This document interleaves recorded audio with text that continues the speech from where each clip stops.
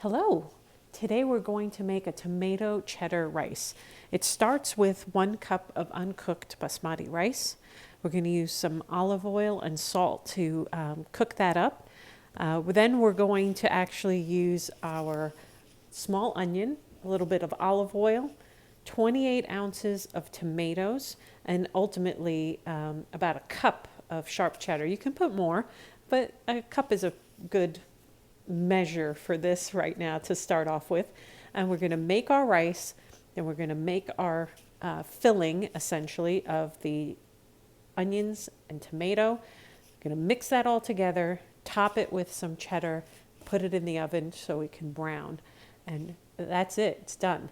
The thing that takes the longest here is actually cooking up the rice. As you know, it takes about 20 minutes to get that rice cooking.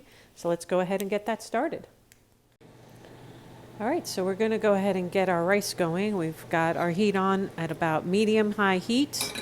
I'm going to add some olive oil, depending on how much rice you have. In this case, it's about half a tablespoon or so. I'm going to let that warm up for just a moment.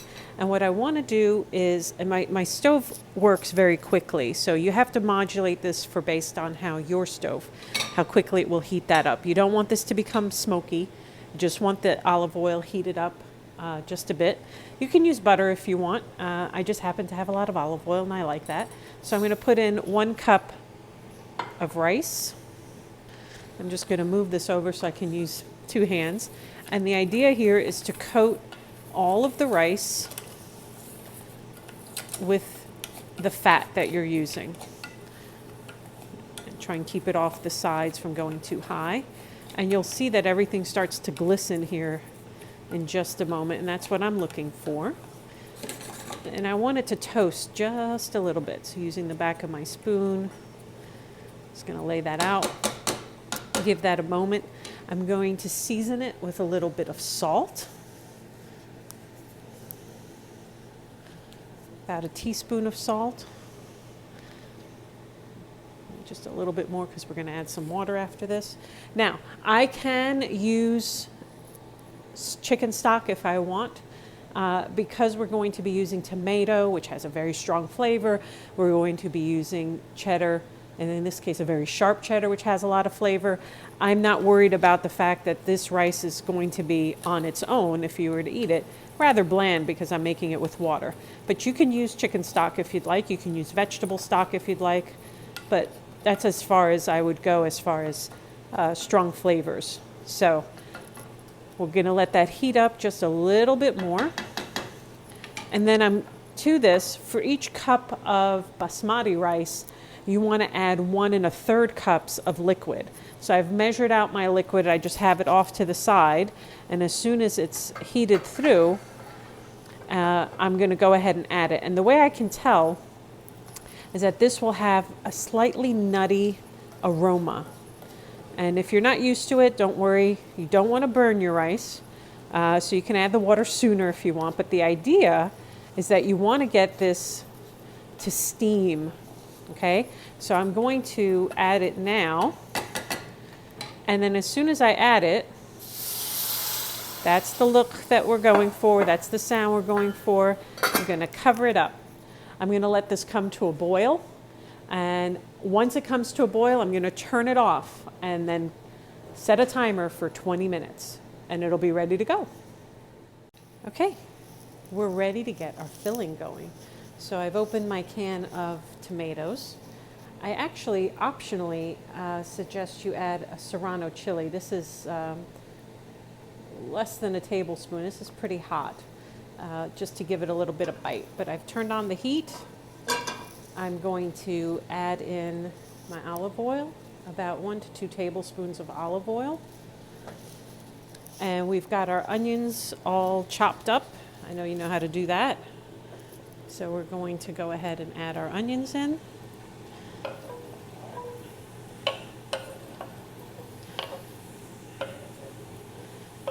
I'm using the back of my knife so I don't dull the sharp edge.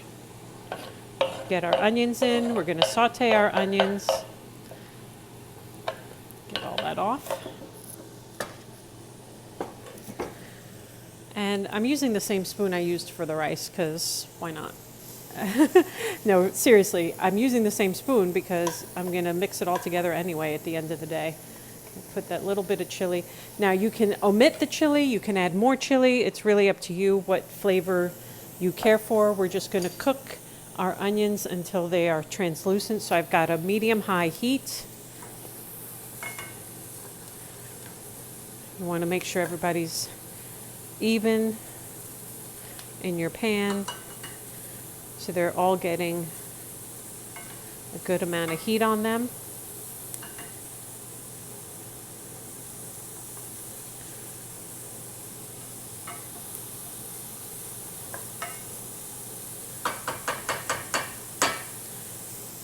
All right, this will take no time at all. Now I've got my cheddar ready to go. I have it sitting off here on the side. I've opened it up. You can shred it into a bowl or on your cutting board if that's what you want to do. But I actually just do it right over the pan that I'm putting it in. And you can see I've got an 8x8 pan sitting back here, a Pyrex pan. That's where everything's going to go. So our rice, in the meantime, which is right over here, is ready. So all we have to do now is get the filling going, and we'll be ready to put everything together. And I've got my oven on. I've got the broil setting. If you don't have a broil setting, turn your oven on to the highest temperature it'll go, no more than 500 degrees. You're going to put this at the top rack. On my oven, because it does have a broil function, I put it on the second rack down. You can see our onions are coming along nicely here. Spread those out just a little bit more. And we're going to add our tomatoes in here in just a moment.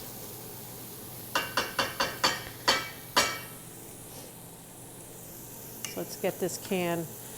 Our can is open. Get this lid out of the way.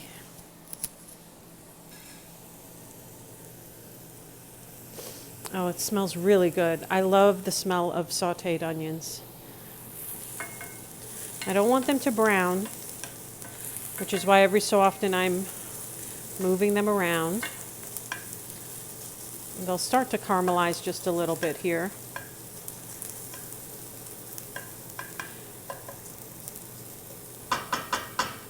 But once I add in the tomatoes, the onions are at that point done caramelizing at all. So I want to just give them as much time as possible, just making sure everything has become translucent evenly, because I used that whole onion. You could have used about half of it, but I find that using a good sized onion gives it really, really good flavor.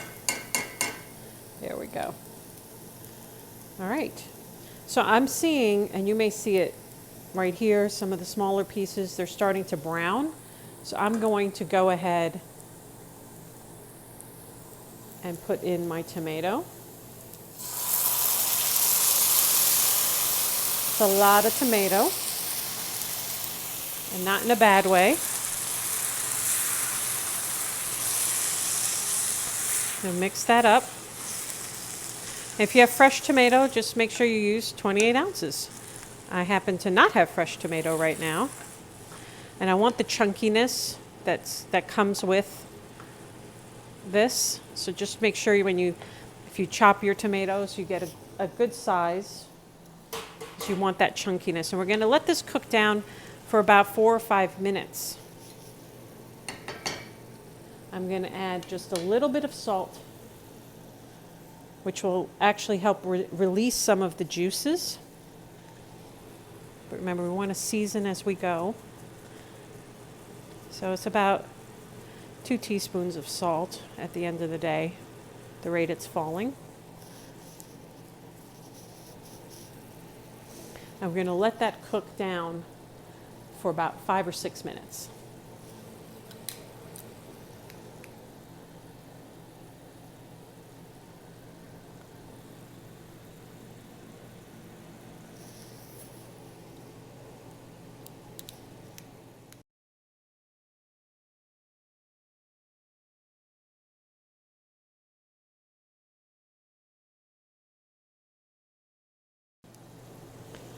Okay, so we are ready. You can see how it's dried out just a little bit. That's what I'm going for. Otherwise it's going to be too soupy. You see that? It doesn't run back into the middle. So I'm going to go ahead and turn this off. The tomatoes are still going to release juices. That's going to keep happening. So we're going to take our rice. I'm going to put all of the rice in.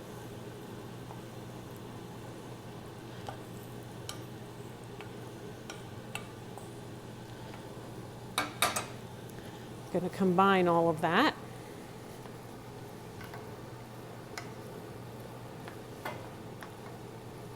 Now, if I really want, which I think I'm going to do, I've changed my mind, I'm just going to top this because this is an oven safe pan. I'm going to put the cheese right on top of this and pop it in the oven. But this is where you have to be super careful. Because we're used to grabbing pans by the handle, you have to remember that it's hot and you can't grab it by the handle. You're going to need to use a oven mitt.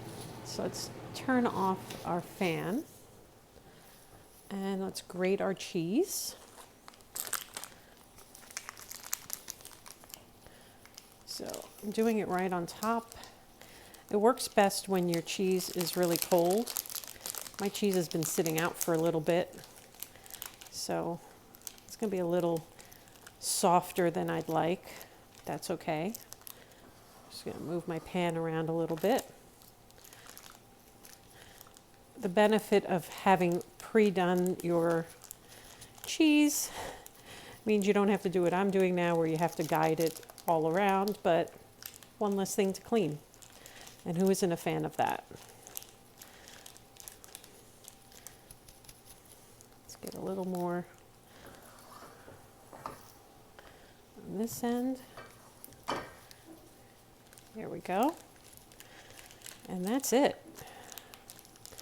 Just make sure if you're doing it the way I'm doing it that you keep moving your cover, the packaging, away from the grate so you don't get that in there.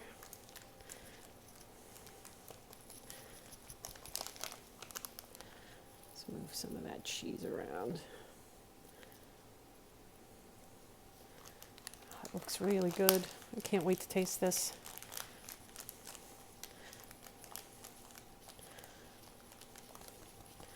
Okay, so I'm going to just pop this in the oven for about 5 minutes under the broiler.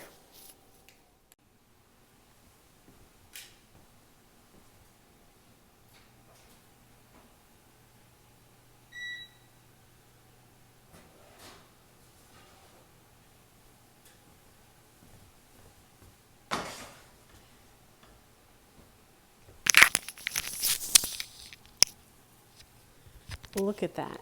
Doesn't that just look delicious? Now, as I said, this is very hot. You want to make sure you keep your oven mitt on your hand. Don't forget. And then we're going to scoop it out. And we're going to portion it. I try to put the cheese so it sits on top. And this is a really nice side dish that you can serve.